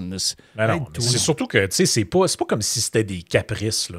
Tu sais, si tu parlais de l'exemple, mettons, le Saguenay ou à Chicoutimi. Et si le monde de Saguenay disait, nous autres, là, notre projet, c'est d'avoir un 9e pont entre Chicoutimi et Chicoutimi-Nord, là, tu dirais, ouais, c'est peut-être un peu exagéré, là, les gars. On peut-tu se parler? Mais il y aurait besoin d'un deuxième, c'est clair, parce qu'ils ont des problèmes avec les ponts. Là. Même matin, les gens du Saguenay me disent, on en veut un au bout du boulevard Talbot parce que celui de Dubuc, il est loadé, puis là, c'est rendu problématique. Je le sais que c'est rendu problématique.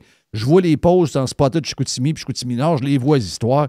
Écoute, ils sont obligés d'ouvrir des commerces, ça arrive nord, pour être capable de livrer parce que ça arrive sud, c'est trop souvent de jamais. Donc, le matin, il me dit, j'ai besoin d'un nouveau pont. Regarde, pas de problème, les boys, Ben oui. faites-les. C'est ça. Mais tout ça pour dire qu'à Québec, c'est parce que c'est pas un caprice, là, je veux dire. Non. On a les mêmes infrastructures routières et pour traverser d'un bord à l'autre du fleuve qu'en 1970, quand le pont La Porte a été inauguré. Depuis, la population de Lévis a explosé, la population de la ville de Québec a explosé, ça s'est développé partout. Il y a des, tu sais, Sainte-Brigitte de Laval est rendue une banlieue de Québec, là. Oui. C'est dans là le parc, qu'on est là. rendu, là. Alors que quand le pont La Porte a été inauguré, il y avait un champ à la place des Galeries des Capitales. C'est ça. Et c'est là que les gens doivent prendre... Fait que tu sais, ce n'est pas un caprice, je pense que c'est nécessaire. On le voit que les infrastructures sont tout croches. C'est même pas une question de premier, deuxième, troisième lien. Il pourrait en avoir juste 2 ponts s'ils n'étaient pas collés un après l'autre puis qu'il y avait 6 voies de large chaque. Là. Mais là, il se trouve que les 2 sont collés puis ils sont pas efficaces, sont pas fonctionnels. C'est bouchonné, ça marche pas.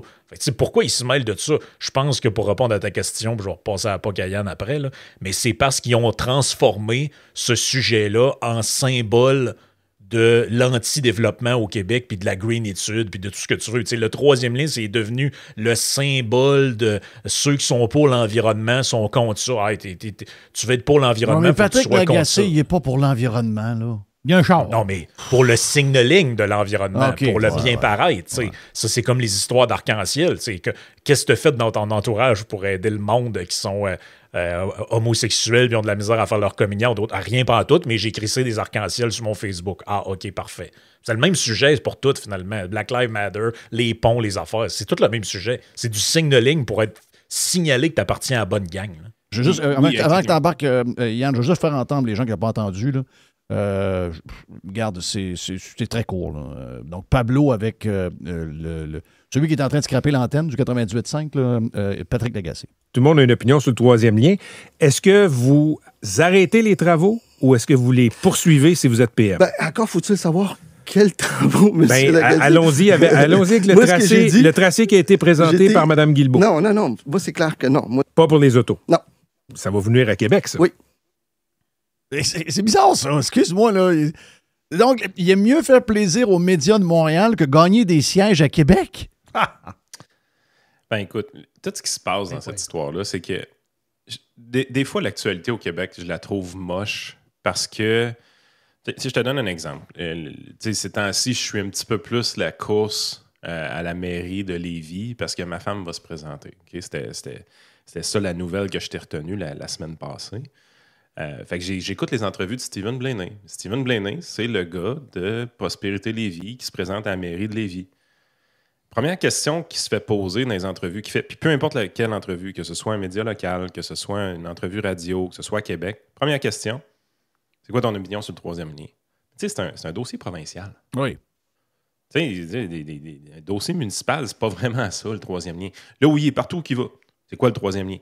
Tu arrives à Québec, c'est quoi le troisième lien? Le Québec n'a très peu de sujets. On n'a vraiment pas beaucoup de sujets en réalité. Puis c'est ça qui vient lourd dans le dôme québécois quand tu suis l'actualité. Tu dis, nous autres, on veut faire un podcast politique, puis ce que tu te rends compte, c'est qu'il n'y en a pas de sujet. Puis les médias sont généralement aussi remplis de journalistes pas très vaillants, donc on va jamais en profondeur sur aucun de ces sujets-là, et tout plein de chroniqueurs puis donneurs d'opinion qui, eux aussi, sont pas très vaillants. Patrick Lagacé en fait partie. Oui.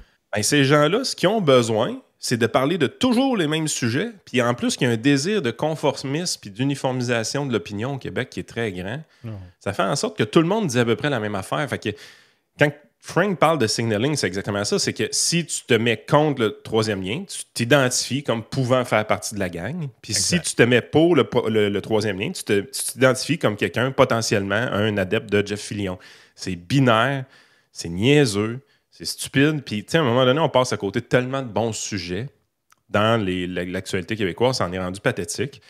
Mais moi, là, je veux dire, le troisième lien, là, tu sais, je comprends tout ce que Frank vient de dire. Ben là, le deuxième lien, puis le troisième lien, bien sûr. Moi, je ne veux même plus en parler. C'est genre, moi, je suis dans une position. Moi, je suis rendu là aussi. Dis ce que tu veux, le troisième lien. Je suis dans une position où est-ce que je me fais niaiser avec ça depuis tout le temps. Oui. J'ai pas de la démonstration à faire à personne que c'est nécessaire. Premièrement, ils n'ont pas le moyen, mais ils n'ont pas le moyen en ce moment-là. Ils ont zéro le moyen. Ben, c'est ça. Il se fera pas. Il essaie de faire une autre élection là-dessus. Fait que tu sais, t'es comme. T'es là. Pourquoi vous parlez encore de ça? Oui. Non, on veut pas parler de ça. Je comprends l'aspect qu'ils n'ont pas le moyen. C'est juste que le problème, c'est que dans l'extrait, je l'ai entendu au complet, le bout que tu as fait entendre, c'est que lui, il dit qu'on n'a pas les moyens de faire ça, ça coûte trop cher. Puis 3 secondes plus tard, il dit qu'il veut faire un tunnel de centre-ville à centre-ville avec des tramways dedans. Voyons, c'est comment tu penses que ça va coûter, ça? Ça va pas plus le moyen. Si on n'a pas les moyens de faire un pont, si on n'a pas les moyens de faire un tunnel avec un train dedans, de quoi vous parlez? Tu sais, fait que là, l'affaire de on n'a pas les moyens, le problème, c'est qu'ils vont prendre le cash qu'on n'a pas, qui pourrait servir à faire ça, puis ils vont faire des conneries qu'on a encore moins besoin avec. Oui. Ah, c'est tout le temps ça. Puis quand que, justement, c'est niaiseux parce que je te parlais du podcast au Parloir qui était une super entrevue, puis il y a eu genre 5 secondes là-dessus. Là. On n'a même pas accroché, moi puis Frank, on l'a laissé aller. Mais oui, il y avait un signaling là-dedans. Tu sais que c'est un humoriste, tu sais qu'il est dans les humoristes montréalais, puis pour lui, c'est une opinion, par exemple, qui était mise tout bonnement, comme si c'était normal, puis que c'était comme une évidence que tout le monde a cette opinion. Ouais, mais moi, je t'écœurais de ça. Parce que je ne suis pas certain que c'est vrai. Ouais, mais... Je suis pas certain qu'il le file pour vrai. Un peu pendant la COVID, beaucoup de monde avait un discours X, mais dans la vie privée, avait un autre comportement dans les gens qui nous ont fait la leçon. J'ai plein d'exemples de ça. On m'a raconté un paquet. Moi, c'est de ça que je t'écœurais. De se sentir obligé. C'est ça qu'il faut comprendre d'où ça vient. Oui, c'est ça. Pourquoi? Tu sais, dans d'autres sociétés, là, tu es capable d'aimer quelqu'un qui n'a pas les mêmes idées que toi. Tu sais, je veux dire, eux autres, là, donc là, il y a comme une genre de relation de business qui peut se perdre parce que quelqu'un va dire dans une entrevue « Ah, ben moi, là, regarde, l'histoire du troisième lien, je comprends les gens de Québec, à chaque fois que je vais faire des shows, là, ça n'a pas de crise de bon sens. » Ah, ben ouais. Écoute, à un moment donné, on reçoit Frédéric Bérard en entrevue avec nous autres. C'est dur de trouver plus à gauche que lui dans les médias québécois. Là. Ça aussi. Solidement à gauche. Ça a donné un bon show. Puis quand on a parlé du troisième lien, la chose qui était la plus évidente, c'est qu'il était comme super facile à faire changer d'idée. Mais tu sais, quand on arrivait, puis Frank a présenté un peu des arguments comme il venait de faire. J'ai mis la carte à l'écran. J'ai dit, regarde comment c'est à mancher. J'ai dit, moi, je vis au bout de la pointe, là. Puis j'ai dit, il faut que je me rende de l'autre bord. Oui. J'ai dit, il faut que je fasse 40 km pour aller entre les deux bords. Trouves-tu que c'est écologique et ça a du bon sens, cette affaire-là? Ben non, ça l'a pas. Mais ils n'ont aucune idée. Ils sont même dans leur tête, ils n'ont même pas la carte. Ils comprennent pas de quoi qu'on parle. Je sais. Ils sont comme, non, mais c'est pas. J'ai dit, oui, mais j'ai dit, c'est comme si tu me disais que tu vis dans l'ouest de l'île, puis pour te rendre sur la rive sud de Montréal, il faut que tu traverses l'île au complet, à tous les fois. Trouves-tu que ça a de l'allure? Ah, ouais, non. Ben, si j'ai juste besoin de penser à ça 3 secondes, c'est pour comprendre. Là. Puis, tu sais, ils sont super faciles à faire changer d'idée. C'est juste que il n'y a personne qui prend l'effort. Tu sais, moi, ce qui m'épate le plus, en fait, c'est que c'est un sujet qui est dans l'actualité. On pourrait dire depuis 15 ans, mais je pense qu'il y a même des gens qui pourraient dire que c'est depuis 40 ans. Mais comment tu fais pour avoir un sujet dans l'actualité pendant 15 ans de temps et avoir aussi peu de gens qui sont au courant réellement des détails, puis aussi autant de gens qui ont juste gratté ce sujet-là en surface? Tu sais, c'est comme... Si tu veux avoir une opinion au Québec, il faut juste que tu identifies dans quelle équipe tu joues et voilà, le travail est fait, c'est fini. On n'a pas besoin d'aller plus loin. Tu peux pas parler d'un sujet pendant 15 ans de temps et te ramasser dans une situation où personne n'est au courant de rien. C'est un peu ça, là, la situation dans laquelle on est. Au Québec, un robinet en feu, puis un projet, un immense projet vient de se terminer là. De gaz de schiste. C'est une espèce de vidéo, genre de vidéo pognée sur le web que du feu qui sort de robinet. Et José, tout le monde en parle. Et José, tout le monde en parle. Et ça se règle là. Le problème, tout s'est réglé là. Et c'est ça le Québec. Ouais, surtout, ça ne devrait pas être des sujets, je suis désolé, là, mais ces affaires-là ne devraient pas être des sujets politiques qui durent pendant 8 élections de temps. Ça devrait être des questions quasiment internes de la voirie. Ben voyons, exactement. Moi, je viens d'autre place. Ce que tu dis là, Frank m'a donné un exemple de ça. Tu sais, moi, je suis abonné à mes journaux locaux. Je reste 6 mois par année ailleurs. Donc, tu sais, puis j'ai impliqué. Ça fait longtemps, ça fait 20 ans qu'on est là. Donc, tu sais, je suis citoyen de la place. J'ai plein de gens que je connais. Puis, tu sais, j'ai comme une genre de double vie, on va dire. Donc, j'ai mes journaux locaux, j'ai le Palm Beach Post, j'ai telle affaire, donc je suis toutes les patentes. Puis, à un moment donné, tel pont au-dessus de la St. Lucie River, qui est une rivière hyper protégée pour toutes les raisons qu'on connaît. Nouveau pont sur... Mais c'est juste parce que Money, ils l'annoncent. Ils ont fait une affaire... Il y a un pont. C'est fini là. Il n'y a pas eu de brassage, on va faire un pont. Non. Je sais, je regarde le journal à tous les jours. Il n'y a pas eu de ça depuis 5 ans, 6 ans. Voici, ils viennent d'annoncer un pont, il va coûter 267 millions, c'est telle firme qui va le faire, puis il va être prêt en 2027. That's it. Quand tu t'en vas à Saint-Pétersbourg, tu te ramasses sur un pont, à un moment donné, pont, digue, ça varie un peu. Là, t'es là, tu dis, sacrifice, il y a de l'eau partout, ça fait longtemps que je roule, ça fait 8, 10, 12, 15 km, t'es là-dessus. Puis là, tu regardes à droite, il y en a un autre là. Tu regardes à gauche, il y en a un autre là. Tu te dis, sacrifice, ça n'a pas l'air compliqué, ça. Ça n'a pas l'air compliqué. Parce qu'ici, un pont, là, il est politique. Donc, le pont, il est... Tout est politique. C'est ça, le pont, ça, c'est un pont de droite, parce que les autres, c'est plus de droite, ça. C'est des gens plus de droite. Ben ouais. Des projets de gauche, des projets plus de gauche, des projets... Non, c'est des projets de voirie, puis c'est des projets civils, Chris, arrêtez. C'est comme si... C'est comme si tu as une municipalité quelque part qui dit à nous autres, là, regarde, on va mettre dans notre parc municipal, là, on a décidé qu'on mettait un statut de tel gars. Il a sur un des pères fondateurs de la ville, puis il y a eu un rôle quelque part. Qu'est-ce que j'ai à voir, moi, avec la statue que ce monde-là mette dans le parc? Mais faites votre statut, puis that's it. Là. Oui. Pourquoi que tout devient un genre de débat, de ci, puis de ça. Puis, tu sais, on a même réussi à transformer en débat national. On va-tu remettre la statue que des petits vandales ont sacré à terre de Johnny McDonald d'un parc à Montréal? C'est devenu un sujet quasiment pan-canadien, cette affaire-là. C'est de l'insignifiance de fou, là. Je veux dire, rendu là, prenez une décision, puis faites ce qu'il y a à faire, puis arrêtez. Ça n'a juste plus de sens. C'est pour ça que moi, je regarde l'espèce de tournée bizarre de Guilbeault qui va se ridiculiser dans tous les médias, raconter tout puis n'importe quoi sur les avancements de projet. Mané, tu as juste le goût de dire, la meilleure affaire que vous pourriez faire, là, c'est s'arrêter de dire, regarde, le projet est relancé, on n'en parle plus, puis Mané, je passe quelque part, puis je vois qu'il y a une pépine qui creuse de quoi. C'est ça. Là, tu te dis, OK, ils sont sérieux, ils font de quoi? Ça creuse pour vrai. Là, c'est annonce par-dessus annonce. Puis là, on a fait l'appel d'offres, puis on a fait l'appel d'intérêt. Puis là, il y a une firme, puis là, on a des corridors, puis des codes de couleurs. Puis et là, les gens, là, on est passé outre ça. Imagine-toi ça. Imagine quelqu'un qui voit ça de l'extérieur. Là. Tu dis que le Québec, cette société qui aspire à être un pays indépendant, là, la vice-première ministre fait une tournée des médias avec une carte, avec une boîte de Prismacolor pour faire des lignes ici pour dire, regarde, le pont, il pourrait être là. Puis il pourrait être là, puis il pourrait peut-être être ici, puis peut-être là.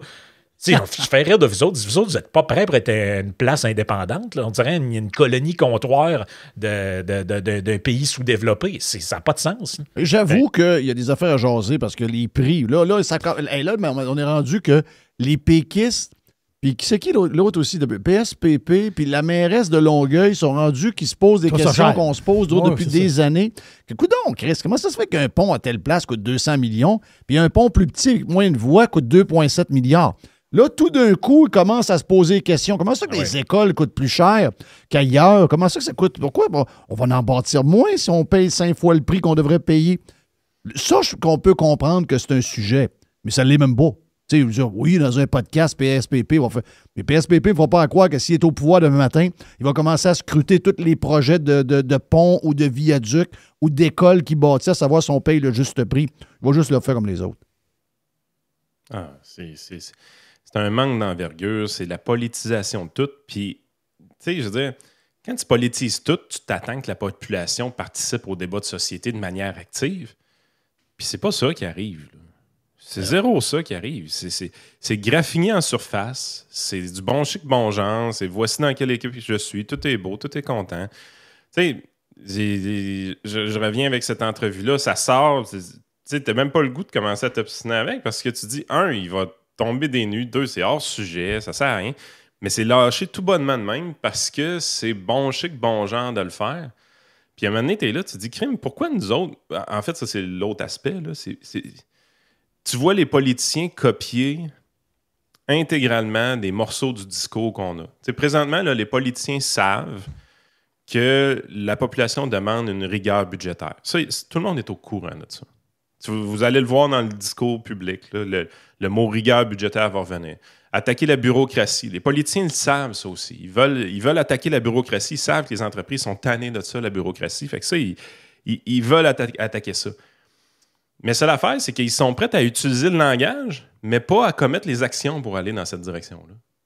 Puis ça, c'est le grand problème du Québec, c'est qu'on élit les gens tout le temps sur leurs intentions et on les sanctionne jamais sur leurs résultats. Tu sais, même moi, là, quand je vois le sondage un matin de Palace, puis que tu rentres dans les modèles de projection, puis tu te rends compte que la CAQ est à 0 député à la prochaine élection, tu fais c'est quand même le fun. Je suis comme content de ça. Et en même temps, je me dis... Ça prend juste un gars qui arrive avec un gars qu'on connaît même pas, que les médias vont dire qu'il est cute comme Carney, puis la CAQ va rentrer. Oui, mais c'est parce qu'en même temps, je me dis, OK, ils sont sur le bord de l'anéantissement pour leur parti politique. C'est là qu'on est. Pour un chèque de 5 millions aux 15. Oui. Un chèque qui a été octroyé dans la ville de Québec encore. Ah oui. Il a été octroyé à Québec. Là, il commence à avoir de quoi, là. Tu sais, moi, j'étais pas d'accord avec le chèque aux 15. J'ai zéro d'accord avec ça. Mais pourquoi est-ce que l'erreur monumentale que la CAQ aurait faite, là, c'est de donner un montant d'argent dans la région de Québec? Y a-tu quelque chose de malsain là-dedans? Là? Oui, ben oui. Oui, il y a une fixation. Moi, je pense que ce qui est malsain, là, c'est la haine envers Radio X, la haine envers les pirates, la haine envers la droite. Puis dans l'imaginaire montréalais, c'est politisé. La droite n'existe qu'à Québec. Oui, mais va plus large que ça. Dans le sondage, regardons un peu là, vite de même. Là, je veux dire, il n'y a pas de... C'est des chiffres, mais la réalité, c'est que le PQ, ça vaut rien. Le Parti libéral, ça vaut rien. Puis la CAQ, c'est fini. Donc... On sait bien qu'à partir de Québec, aller jusqu'à Arthabasca, donc quasiment aux portes de Drummond, puis on peut même aller l'autre bord à hauteur de Trois-Rivières. Si c'est une gang de pas bons de même, puis que Éric continue à frapper sur le clou comme il le fait en ce moment, il est possible qu'il y ait un effet domino d'une vingtaine d'élus à partir de cette région-là. C'est très, très, très possible. Et ça les fait freaker out. Là. Freaker out bien raide. Ils le sentent, parce qu'on n'oubliait pas que le mouvement conservateur de la CAQ s'est passé exactement dans le cercle qu'on est en train de parler là. C'est le même. Puis, ultimement, ils n'ont pogné le pouvoir. La NPD aussi. Oui. Ben, c'est comme Pablo. Là, supposément que là, il y aurait des Ginettes, des Roland là, qui veulent voter pour ce gars-là. Ben oui. Là, tu te dis, mais ça va, les amis? C'est parce qu'il incarne tout ce que vous haïssez. Il incarne le Canada avec les foulards, puis le multiculturalisme, puis l'anti-Québec, tout ce que tu veux. Je n'embarque pas tant que ça là-dedans, là, mais vous comprenez ce que je veux dire. Ce gars-là, c'est un QS avec une barbe blanche. Oui. Pourquoi tu as plus le goût de voter pour lui que pour Marc Tanguay, mettons? Ah ben parce que Marc Tanguay, je sais pas c'est qui. Ah, OK, parfait. Mais puis l'autre, ils ont dit à la TV que c'était une candidature de qualité. La réalité, c'est que le gars, je veux dire, pourquoi... C'est ça qui est fou, c'est que l'électorat bouge sur des affaires qui sont tellement futiles puis tellement basées sur pas grand-chose que ça devient difficile de dire « Ah, la CAQ sont morts ou le PQ va être élu. » tout ça. Moi, je serais... Honnêtement, tu es en politique aujourd'hui, tu dois être stressé tout le temps. Tu sais, quand ils disent, là, on regarde pas les sondages. Là. Non, ils regardent en Christie les sondages. Ils passent une journée à regarder les sondages. Ils font de l'anxiété là-dessus. Parce que le gars, il était PSPP qui est en avance de 10 puis 15 points sur tout le monde il n'y a pas longtemps. Puis là, il regarde dans le rétroviseur. Il y a un gars avec les cheveux blancs. Il y a le Père Noël. Il y a le Père Noël qui est dans le rétroviseur. Il dit, ouais, mais pourtant, il dit tout le contraire de moi. Puis il y a du monde qui m'aimait, qui sont partis avec lui. Là. C'est ça. C'est quoi qui se passe? Ouais, mais il n'y a rien qui se passe. Il n'y a rien de logique là-dedans. C'est juste la saveur du mois. Le gars, il parle bien, il est beau, il est fin. C'est que ça. Là. Là, c'est juste à faire Il y a une des c'est juste la quotes surface. C'est juste ça. Il y a une des quotes de Pablo Rodriguez dans Le Devoir qui est absolument fascinante. Il y a une couple de péquistes qui l'ont ressorti, mais on lui pose comme question, ouais, historiquement, dans les dernières années, le vote francophone des libéraux est très faible. On a vu du 3, 4, 5% dans le reste du Québec. Là, il serait remonté à 21% à peu près. La question, qu'est-ce que vous allez faire pour aider le Parti libéral à avoir plus de succès en dehors de l'île de Montréal chez les francophones? Sa réponse, man, c'est magique, là. C'est, mais les francophones sont comme tous les autres Québécois. Eux autres aussi veulent une rigueur budgétaire, blablabla. Bla, bla, bla. T'es là, tu te dis, les francophones sont comme tous les autres Québécois. Ouais, ça veut dire quoi, ça? Là, t'es là, tu te dis, attends un peu, là. C'est bizarre. Peux-tu m'expliquer un peu comment tu vois le Québec dans ta tête? Ouais. Moi, je suis zéro nationaliste, puis je trouve ça très louche comme formulation, là. Oui, mais ça, c'est un Trudeau all the way avec une barbe blanche. Lui, là, que tu sois blanc, noir, franco, anglo, il n'y en a pas de différence. T'es un Québécois, t'es un Canadien, c'est le grand discours. Ben, si c'est ça, là, il va pogner un os. Il va pogner un os. Si c'est ça, il va pogner un os parce que... Ça passe pas au Québec, ça. Et en ce moment, là, même si quelqu'un veut pas tomber dans cette affaire-là, là, c'est jaser beaucoup, là. Ben, je suis zéro nationaliste.